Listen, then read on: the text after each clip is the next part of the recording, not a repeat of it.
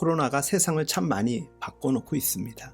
현재 시간 전해지는 뉴스를 보면 내일은 확진자가 400여 명에 이를 것이라는 뉴스가 들려오고 있습니다.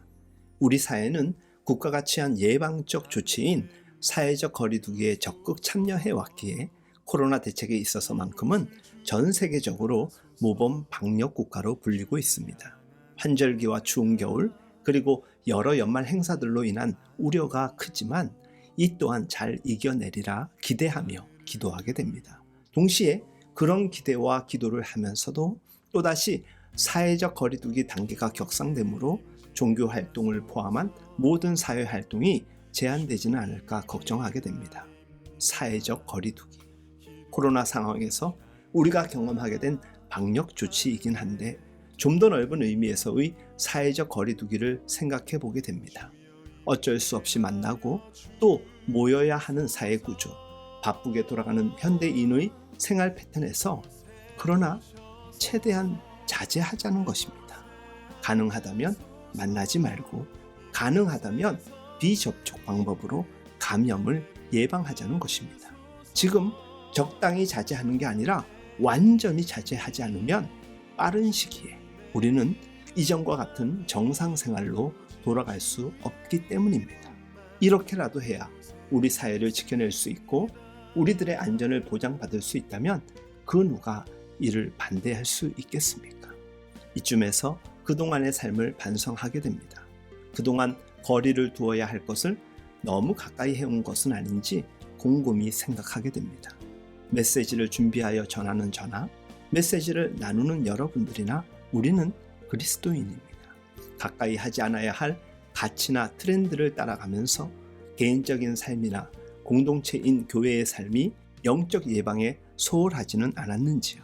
세상과 무분별하게 밀착하면서 어느새 세상의 여느 조직과 다르지 않는 교회가 되었고 그리스도인의 모습 또한 일그러진 모습이 되어버렸습니다. 물론 우리 모두는 반드시 세상 속에 존재해야 합니다. 하지만 우리는 분명 그리스도인입니다.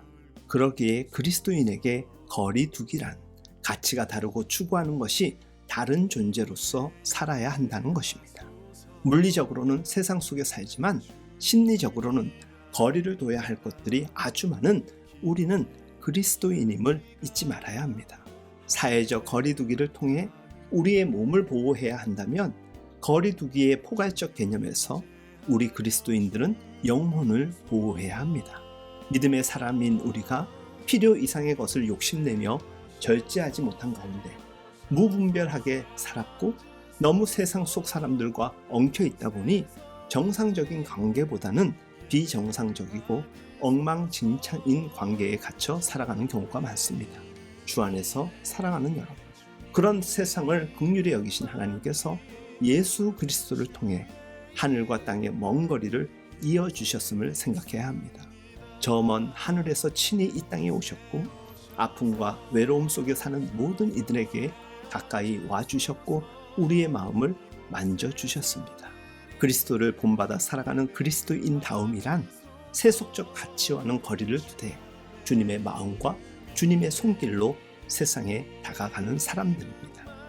세상과 일부 사람들은 끊임없이 소위 밀당을 잘 해야 한다며 사회적 거리두기마저도 자기 해석적 거리두기로 이용하는 경우가 참 많습니다. 그런 의미에서 친히 가까이 함과 거리두기를 분별함으로 살아가는 절제된 삶의 사람이 바로 그리스도인입니다. 멀리 해야 할 것과 가까이 해야 할 것을 분별하는 지혜를 통해 이 어려운 시대에 우리의 가치와 역할이 빛나길 간절히 소망해 봅니다. 오늘도 위로부터 주시는 분별력과 절제로 사회적 거리두기로 우리의 몸을 보호하고 지혜로운 거리두기로 우리의 영혼을 보호하는 멋진 삶 살아낼 수 있기를 주님의 이름으로 축복하며 응원합니다.